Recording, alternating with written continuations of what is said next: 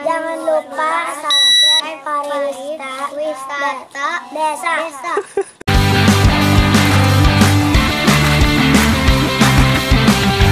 Oh, maruman teh ka dieu. Apa?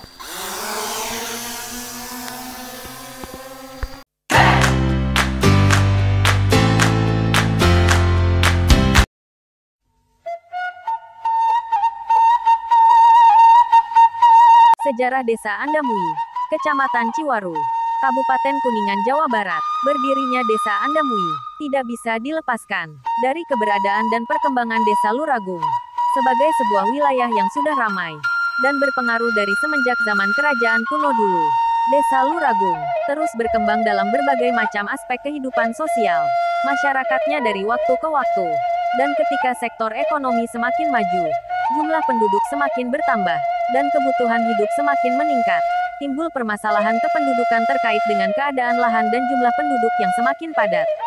Jumlah penduduk yang semakin bertambah, banyak tidak bisa terakomodir lagi dalam sebuah kawasan yang bernama Luragung tersebut, sehingga akhirnya sedikit demi sedikit masyarakat pun semakin menyebar ke daerah-daerah lain di sekitar Luragung, dan beberapa di antaranya menuju sebuah kawasan teduh nan rindang di dekat lembah Sungai Cigede, yang sekarang dikenal dengan Sungai Cisanggarung. Lembah sungai yang indah tersebut kemudian banyak disebut dengan nama Kampung Selawayan. Dan Kampung Selawayan inilah yang di kemudian hari menjadi cikal bakal lahirnya Desa Andamui. Berdasarkan keterangan dari sesepuh masyarakat, Desa Andamui sudah ada sejak tahun 1800-an. Berdirinya desa ini bermula dari Kampung Selawayan yang sekarang bernama Kampung Ngendet. Pada saat itu Kampung Selawayan dipimpin oleh seorang asli pribumi yang bernama Raksa Dimerta. Sementara itu di saat yang bersamaan, Surangajaya memimpin sebagai kepala desa di Desa Luragung Landeh. Pada saat itu usia Surangajaya sudah cukup tua, sehingga ia berencana untuk berhenti dari jabatannya sebagai kepala Desa Luragung Landeh. Dan ketika Surangajaya berhenti, itulah Raksa Dimerta dari Desa Selawayan didaulat menjadi pengganti Surangajaya sebagai kepala Desa Luragung Landeh. Ketika tampuk pimpinan Desa Luragung Landeh dipimpin oleh Raksa Dimerta, kemajuan Desa Luragung Landeh semakin pesat baik dari sisi ekonomi maupun dari sisi lainnya. Berkat kepiawaiannya dalam menjalankan pemerintahan tersebut, Raksa Dimerta mendapat gelar Jejelekulu Aris, yang artinya segala sesuatu yang ia lakukan atau tugas yang ia emban selalu dijalankan dengan baik karena menciptakan suasana damai, tenteram, rapih, loh jinawi. Setelah Raksa Dimerta sudah mendapat umur, maka diadakanlah sebuah pemilihan calon pemimpin Luragung Landeh yang baru. Hampir seluruh rakyat di Desa Luragung Landeh berbondong-bondong menuju tempat pemilihan untuk memilih calon baru yang akan menjadi kepala desa di Luragung Landeh. Kebetulan yang terpilih menggantikan Raksa Dimerta dalam pemilihan tersebut adalah anaknya sendiri yang bernama Singangajaja. Selama menjalankan tugas pemerintahannya, Singangajaja meniru cara-cara memimpin yang ayahnya lakukan. Berkat berbagai kebijakan dan gaya kepemimpinannya yang bijak dan adil, Luragung Landeh semakin berkembang pesat. Karena ia menjalankan pemerintahan dengan baik, inilah kemudian ia mendapat gelar sebagai Kulu Aris kedua. Setelah kepindahan Raksa Dimerta ke Desa Luragung Landeh, Kampung Selawayan pun mengalami vacuum of power. Oleh karena itu, masyarakat setempat mengadakan pemilihan calon pemimpin Kampung Selawayan yang baru. Dan pada saat itu yang terpilih adalah Cakradiwangsa, seorang warga asli setempat yang kebetulan adalah menantu dari Raksa Dimerta sendiri.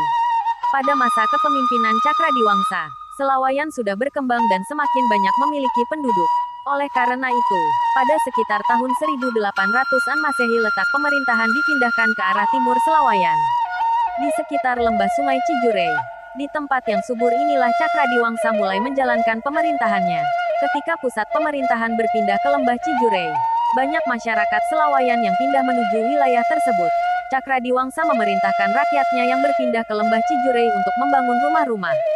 Orang yang pertama pindah dan membuat rumah di lembah Cijurei pada waktu itu adalah Buyut Kalawangsa, seorang pelopor pembangunan lembah Cijurei. Hingga saat ini pemakaman Kalawangsa, atau yang sering disebut juga dengan pemakaman Eyang, masih ada dan dipelihara dengan baik oleh masyarakat. Lama-kelamaan lembah Cijurei semakin maju dan ramai, sehingga kemudian perkampungan Cijurei itu berkembang menjadi sebuah desa yang mandiri. Nama kampung Cijurei pun diganti namanya oleh Kulu Cakradiwangsa menjadi Desa Andamui, yang terus bertahan hingga saat ini. Perkembangan Andamui selanjutnya tidak terlalu menonjol. Sehingga dalam berbagai aspek banyak hal-hal yang berhubungan dengan Andamui itu hanya sebatas menjadi pelengkap perkembangan wilayah-wilayah sekitarnya dan terkubur oleh sejarah saja. Pada saat itu geliat desa Baok, desa Garajati dan wilayah desa lainnya lebih pesat dari Andamui. Sehingga dalam kurun beberapa waktu tersebut, sejarah Andamui belum bisa diketahui secara jelas dan pasti. Sejarah Andamui mulai banyak diingat kembali ketika salah seorang penduduk pribumi bernama Komarudin menjadi kepala desa Andamui pada masa penjajahan Jepang pada sekitar bulan Maret tahun 1942 sampai dengan tanggal 15 Agustus tahun 1945 di Indonesia. Pada masa penjajahan Jepang, keadaan masyarakat sangat memprihatinkan. Rakyat sangat menderita karena disiksa terus-menerus dan bahkan ada yang dipekerjakan siang dan malam sebagai romusha. Kelaparan terjadi di mana-mana, penindasan dan perkosaan pun merajalela. Harta kekayaan masyarakat diperas dan dijarah, kemudian diangkut oleh Jepang untuk kepentingan perangnya. Dengan keadaan seperti itu, banyak masyarakat yang memakai pakaian dari karet dan dari papagan kulit pohon salam. Pada saat Belanda melakukan agresinya di Indonesia pada tahun 1947, masyarakat desa Andamui pun turut berjuang bersama para pejuang negeri untuk mempertahankan kemerdekaan Indonesia. Dalam masa perjuangan kemerdekaan bangsa Indonesia ini, Komarudin yang turut berjuang gigih bersama para pejuang terus diburu oleh tentara Belanda. Sehingga akhirnya dengan terpaksa ia melarikan diri dan tidak diketahui lagi keberadaannya. Kekosongan kepemimpinan pun terjadi di desa Andamui. Dan untuk mengisi kekosongan dalam menjalankan pemerintahan desa pada masa itu, Muhyiddin didaulat oleh masyarakat sebagai kepala desa sementara. Pada tahun 1952, ia ditetapkan menjadi kepala desa yang resmi dan didampingi oleh seorang juru tulis yang bernama Marjuki. Namun dalam perkembangan selanjutnya, Marjuki mengundurkan diri dari pemerintahan desa. Lalu Afendi dipilih oleh masyarakat untuk menggantikan peran Marjuki sebagai juru tulis. Tidak jauh berbeda dengan Marjuki. Pada tanggal 10 April tahun 1963, Afendi pun mengundurkan diri sebagai juru tulis. Kepala desa Muhyiddin pun melakukan hal yang sama dengan alasan usia. Kebetulan pada waktu itu Komarudin pulang kembali ke desa. Dan pada saat diadakan pemilihan kepala desa ia pun turut andil dalam pemilihan tersebut. Tidak lama kemudian hasil pemilihan menunjukkan bahwa ia kembali terpilih menjadi kepala desa Andamui.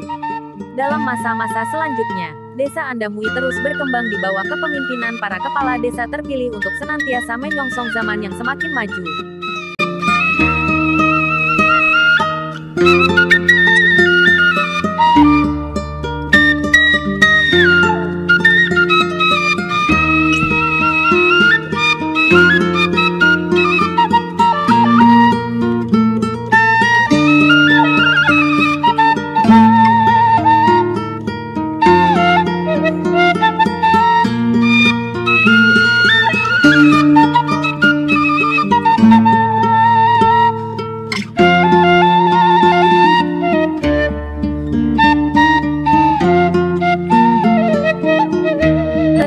Sahabat pariwisata desa yang telah hadir melihat video ini.